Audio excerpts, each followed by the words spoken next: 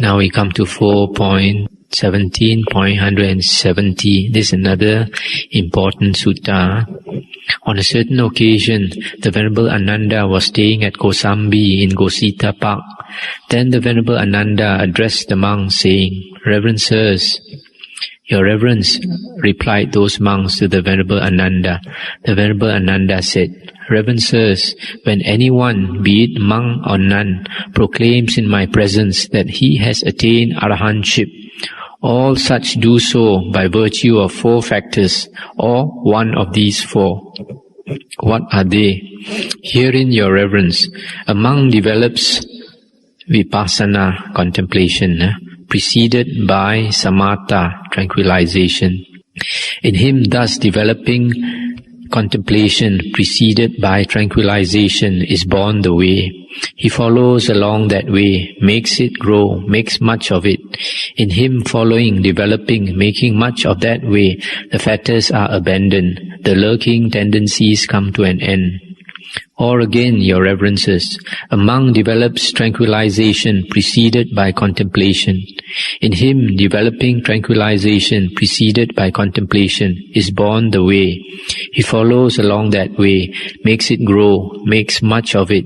In him, following, developing, making much of that way, the fetters are abandoned, the lurking tendencies come to an end. Yet again, Your Reverences, a monk develops tranquilization and contemplation together or simultaneously. In him thus developing tranquilization and contemplation together, the way is born. He follows along that way, etc. As he does so, the fetters are abandoned, the lurking tendencies come to an end. Once more, Your Reverences, a monk's mind is utterly moved and taken up by Dhamma. That is the time, Your Reverences, when his mind stands fixed in the very self, or internally, settles down, becomes one-pointed, is composed. In him the way is born. He follows along that way, makes it grow, makes much of it. In him following, developing, making much of that way, the fetters are abandoned, the lurking tendencies come to an end. Indeed, Your Reverences, when anyone, be it monk or nun, proclaims in my presence that he has attained arahantship, all such do so by virtue of 4 factors, or one of these 4. That's the end of the sutta. This sutta was spoken by the Venerable Ananda after the Buddha's passing away. Because when the Buddha was still alive, whenever the monks or nuns attained arahanthood, they would come and inform the Buddha that they had attained arahanthood. So because the Buddha had passed into parinibbana, and the Venerable Ananda was considered like a leader of the Sangha, and so they would come to the Venerable Ananda. The Venerable Ananda was supposed to have lived up to about 120, the age of 120. So monks and nuns, they would come and inform Venerable Ananda that they had attained arahanthood. And in this sutta, Venerable Ananda says that all of them, all the arahants, attain arahanthood by one of these 4 ways. These 4 ways. In other words, there are only these 4 ways to attain arahanthood. There is no other way to attain arahanthood. The first one is a person practices samatha first, followed by vipassana. The second one, he practices vipassana first, followed by samatha. The third one is samatha and vipassana together. The fourth one is a method of meditation which nowadays is seldom taught in Theravada Buddhism, but which has gone into Mahayana Buddhism, Zen Buddhism, and also Hinduism, Jnana Yoga, and that is contemplating on the self, contemplation on the self until the mind becomes one-pointed, which also means that's a samatha practice. And then after that, he follows along that way, and the asavas are destroyed. So these are the 4 ways to attain arahanthood.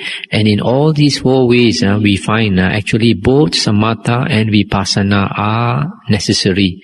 Samatha is tranquilization of the mind, and vipassana is the contemplation of the body and the mind, basically. So if nowadays people say that samatha is not necessary, it is not the Buddha's teaching. If people say vipassana is not necessary, it's also not the Buddha's teaching. Both samatha and vipassana are clearly necessary in this sutta.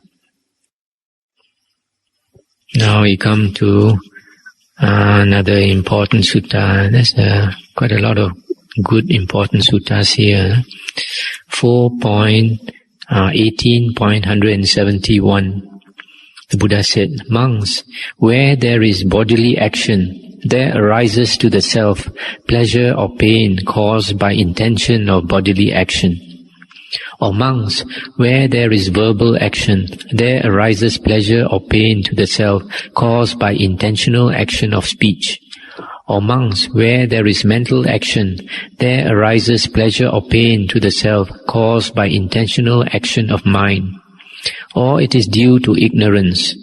Monks, it is due to ignorance that either of himself one wills bodily intentions, falling on which arises to the self that pleasure or pain, or others will bodily intentions against him, falling on which arises to the self that pleasure or pain. Either deliberately, monks, one wills bodily intentions, falling on which arises to the self that pleasure or pain, or unwittingly does he will bodily intention. Either of himself, monks, one wills verbal intentions, falling on which arises to the self that pleasure or pain, or others will verbal intention against him, falling on which arises pleasure or pain. Either deliberately, monks, one wills verbal intentions, or unwittingly does he will verbal intentions. Again, monks, either of himself, one wills mental intentions, falling on which arises to the self that pleasure or pain, or others will mental intentions against him, falling on which arises pleasure or pain. Either deliberately, monks, one wills mental intentions, or unwittingly does he will mental intention. Monks, in these instances, ignorance is followed, but by the utter ceasing and ending of ignorance, that bodily intention exists not, falling on which that pleasure or pain arises to the self. That verbal intention, that mental intention exists not, falling on which that pleasure or pain arises to the self. There is no field, no base, no sphere of action, no occasion, falling on which that pleasure or pain arises to the self." This is one of the suttas about karma. And the Pali word here is kaya sankarang abhisankaroti, which means wills bodily intentions. The second one is vachi sankarang abhisankaroti, which means wills verbal intentions. The third one is mano sankarang abhisankaroti, which means wills mental intentions.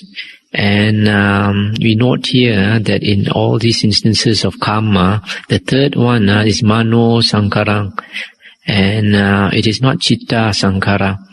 In the paticca samuppada, dependent origination, the sankaras are mentioned as kaya sankara, vachi sankara, and chitta sankara. And there are two sets of sankaras we find in the suttas. One is kaya sankara, vachi sankara, mano sankara. The other one is kaya sankara, vachi sankara, and chitta sankara. And mano sankara is always used when it concerns karma, just like this sutta concerns karma, and we use mano sankara, the third one. Whereas in paticca samuppada, dependent origination, it is chitta sankara, and chitta sankara we find has to do not with karma but with cessation.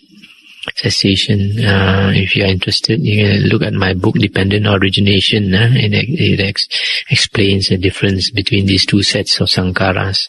And we find it towards the end that when ignorance is ended, with the ceasing and ending of ignorance, there is no more karma created. Now another sutta, 4.18.172. Monks, there are these 4 ways of getting personality. What for? There is, monks, the getting of personality in the getting of which one's own intention, not that of another person, has effect. There is that in the getting of which another person's intention has effect, not one's own. There is that in which both one's own and another's intention have effect. And there is that in which neither has effect. These make 4. When this was said, the Venerable Sariputta said this to the Exalted One. Of this law that has been uttered by the Exalted One in brief, I understand the meaning in detail. In the case where there is getting of personality in which one's own intention, not another's, has effect, there is disease for those beings from that group because of one's own intention. In the case where there is getting of personality in which another's intention, not one's own, has effect, there is disease for those beings from that group because of another's intention. In the case where there is getting of personality in which both have effect, there is disease for those beings from that group because of the intention, both of oneself and of another. But Lord, in the case where there is getting of personality in which neither has effect, what sort of devas are to be regarded therein? And the Buddha said, in that case, Sariputta, it is the devas who have attained the realm in which is neither perception nor non-perception. And Sariputta said, pray Lord, what is the reason, what is the cause, why certain beings deceasing from that group are returners, who come back to this state of things?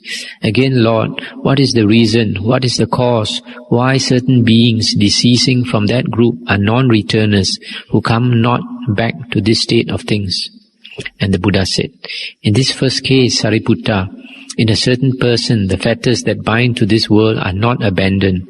Such a one, in this very life, attains the realm where there is neither perception nor non-perception, and abides therein. He enjoys its sweetness, longs for it, finds happiness therein. Established therein, given thereto, generally spending his time therein, not falling away therefrom. When he makes an end, he is reborn in that company. When he deceases, thence he is a returner. He comes back to this state of things. In the other case, Sariputta, in a certain person, those fetters are abandoned. Such a one, in this very life, attains the realm where there is neither perception nor non-perception. He enjoys its sweetness, longs for it, etc. When he makes an end, he is reborn in that company. But deceasing thence, he is a non-returner. He comes not back to this state of things. This is the reason, this is the cause, Sariputta, why certain beings are non-returners, who come not back to this state of things. The thing about this sutta which I like to point out is that it is mentioned here that there are certain persons, because of their cultivation of the arupa jhana, the base of neither perception nor non-perception, and they abide in it constantly, and they enjoy that state and constantly spend their time in that state. When they pass away, they are reborn in that arupa jhana realm. But there are 2 types of person. One is he has destroyed those fetters, and he does not come back to the human world. Whereas there's another one who has not destroyed the fetters. He comes back to the human birth again.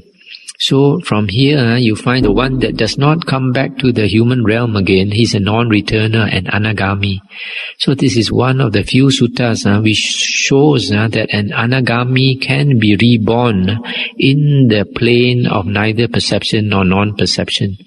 Usually, anagamis are reborn in the Suddhavasa abode, which is the 4th jhana plane. But in this sutta, it shows that they can also be reborn in the arupa jhana plane.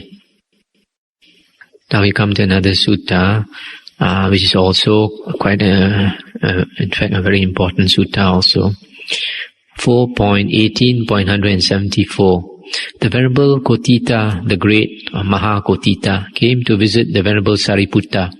On coming to him, he greeted him courteously, etc., etc., and sat down at one side. So seated, the Venerable Mahakotita said this to the Venerable Sariputta: Your Reverence, or avuso.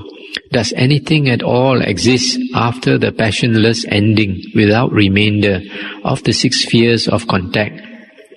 And Venerable Sariputta said, say not that, Your Reverence. And then Mahakotita, the Arahant, said, then, Your Reverence, not anything exists after the ending of the 6 spheres of contact. And Venerable Sariputta said, say not that, Your Reverence. And again Venerable Mahakotita said, then there both is and is not anything existing after the passionless ending without remainder of the 6 spheres of contact. And Venerable Sariputta said, say not that, Your Reverence. Then Venerable Mahakotita said, Your Reverence, when questioned thus, is there anything remaining, or is there not, or is there and is there not, or neither is there nor is there not anything existing after the ending of the 6 spheres of contact? You reply, say not that, Your Reverence. Pray then, how is the meaning of what I said to be regarded? And Venerable Sariputta said, Your Reverence, in saying that there is something left, one makes difficulty where there is none. In saying that there neither is nor is not anything left, one makes difficulty where there is none. So long, Your Reverence, as there is going to the 6 spheres of contact, for just so long is there a going to difficulty. But, Your Reverence, by the passionless ending without remainder of the 6 spheres of contact, there is calming down of difficulty. So I'll stop here on this particular sutta, but I'd like to say about this sutta, which is that this sutta is talking about the state of nibbana, After the ending of the 6 spheres of contact is the ending of the 6 consciousness. The 6 consciousness makes up the whole world, the whole realm of existence.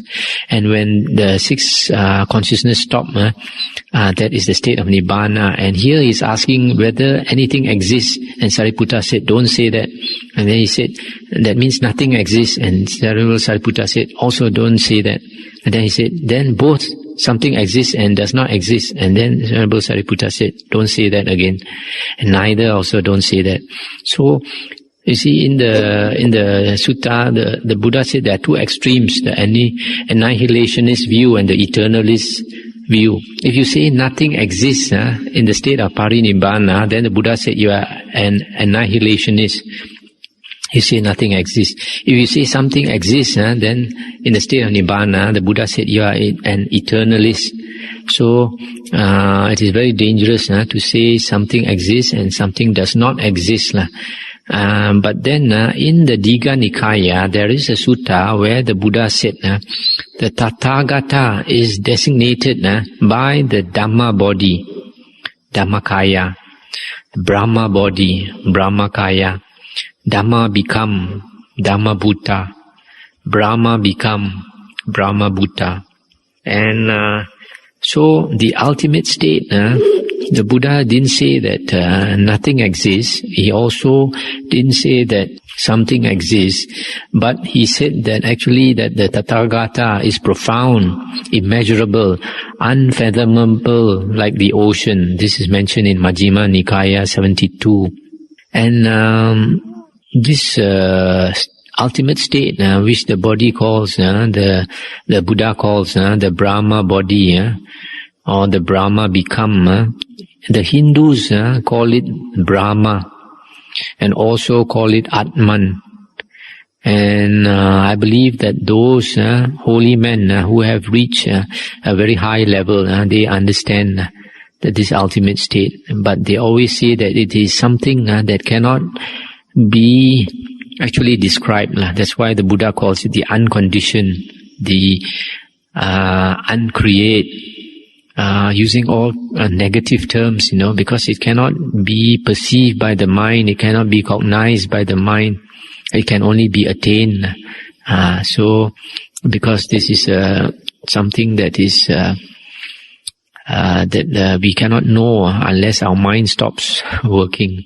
Because as long as our mind is working, that means our active mind, the world exists. But it's only when the active mind stops, there is a type of consciousness which the Buddha calls the unsupported consciousness in our suttas, and which may be similar to what the Hindus call awareness, pure awareness.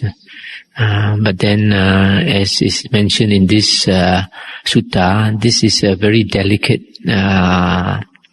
subject, and sometimes people, including monks, and can come to great differences and come to have very strong views and can even split the Sangha when we have fixed views about this. So it's very dangerous. So it's best if we approach this subject very carefully and not to say that something exists or nothing exists. 4.18.175. The Venerable Upavana came to visit the Venerable Sariputta, etc., and said this to him: "Pray, Sariputta, your reverence, is there an end maker by knowledge?" Stop here for a while. End maker is antakaro.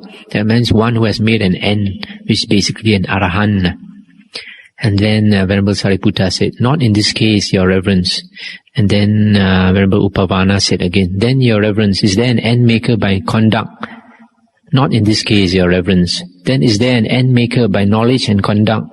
"Not in this case, your reverence." "What then, your reverence? Is there an end maker by any other way than knowledge and conduct?" "Not in this case, your reverence." "Sariputta, your reverence, when asked, is there any end maker by knowledge, by conduct, by knowledge and conduct, and is there any other way?" you reply, "Not in this case, your reverence." "In what way then, your reverence, is there an end maker?" And Venerable Sariputta said, "Your reverence, if there were an end maker by knowledge, he would still be an end maker with grasping, or with basis, savu padano. If there were one by conduct, by knowledge and conduct, he would still be an end maker with grasping. If, your reverence, there were an end maker by any other way than by knowledge and conduct, then the ordinary man would be an end maker. Now, your reverence, the ordinary man, living apart from knowledge and conduct, being unversed in conduct, knows not, sees not things as they really are.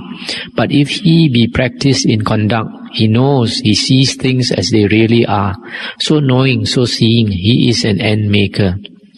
In this sutta, Venerable Sariputta says that there is basically no end maker, no arahant, because if you say that there is an end maker or an arahant, then there would still be a basis for rebirth.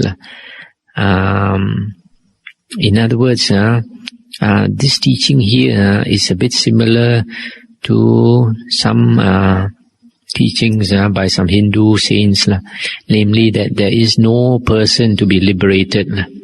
If we think that there is a person to be liberated, then we don't understand. That is why sometimes some people, they think that they are already an Arya, and they think, I have become an Arya. But Arya does not think that I have become an Arya. He just knows that there is attainment, and he's not eager also for others to know. Nowadays, sometimes some people think that they are Arya, and they are very eager for other people to know. And if other people don't accept, don't believe that they are Aryas, then they get very annoyed. And that just proves that they are not Arya.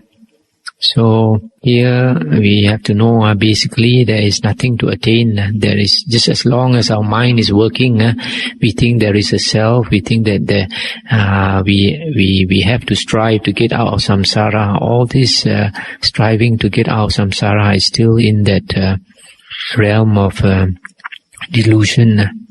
But then we still have to strive. Only thing is, sometimes when we strive too hard, we don't get to see things as they really are. One of the important qualities in the holy path is upekkha, equanimity. It's only when the mind is calm and equanimous, not agitated, that we see things as they really are. Today we come to Sutta number 4.18.179. Now the Venerable Ananda went to visit the Venerable Sariputta, and on coming to him, greeted him courteously. As he sat at one side, the Venerable Ananda said this to the Venerable Sariputta. Pray, Sariputta, your reverence. What is the reason, what is the cause, why certain beings in this world are not fully set free in this very life? In this matter, Ananda, your reverence, beings do not understand as it really is. This perception partakes of worsening. They do not understand as it really is. This perception partakes of stability. They do not understand as it really is. This perception partakes of distinction. They do not understand as it really is. This perception partakes of penetration. This, your reverence, is the reason, this is the cause, why some beings in this world are not fully set free in this very life. And Venerable Ananda again asked, but pray, Sariputta, your reverence, what is the reason, what is the cause, why certain beings in this world are fully set free in this very life? In this matter, your reverence, beings do understand as it really is. This perception partakes of worsening. This perception partakes of distinction. This perception partakes of stability, and this perception partakes of penetration. This is the reason why certain beings are set free in this very life.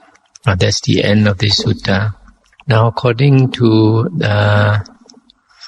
the Digha Nikaya, sutta number 34, this sutta refers to 4 kinds of concentration. And this is also explained in the Visuddhimagga. In the Visuddhimagga, it says that of these forms of concentration, the partaking of worsening or decline is due to the frequent arising of opposing states, which means the hindrances probably.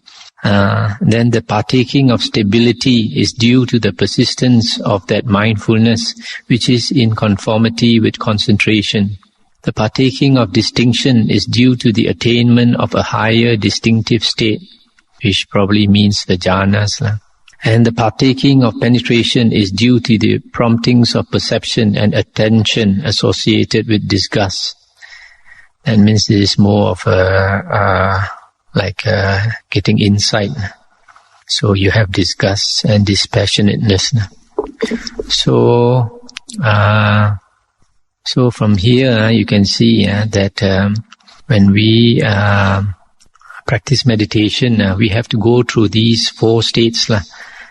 The state of worsening, which is the initial stage. In our meditation, our concentration is not stable. So sometimes you progress, sometimes you regress, sometimes you progress, you take 1 step forward and then later you take 2 steps back. Sometimes you take 3 steps forward and then you take 1 step back, like that. So this is the worsening stage. Then later you come to the 2nd stage of stability, where you can get into a tranquil state. Every time you meditate, every time you sit down, you, because of experience, you are able to bring your mind down into a tranquil state so that you can use it.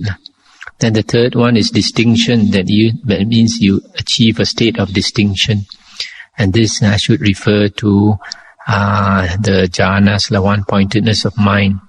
In the monk's precepts, there is 1 precept in the parajikas, the very heaviest offenses for a monk, where if a monk does not have supernormal attainments and he claims to have supernormal attainments, then he is parajika, he is no more a monk. And in this definition of supernormal attainments, 1 is Arya stages. That means he's not an Arya, he claims to be an Arya. 2nd one, he does not have psychic power, he claims to have psychic power. Another one is he does not have jhana and he claims to have jhana. That means he purposely, willfully lies. So because of that definition of supernormal states, jhanas is a state of supernormal attainment, a state of distinction. That's why here it should refer to the jhanas. And then the last one is a perception of this penetration. That means he gets insight as a result of the one-pointedness of mind. So we have to go through these 4 states to get liberation in this very life. So here you can see the importance of both samatha and vipassana in the liberation of a person.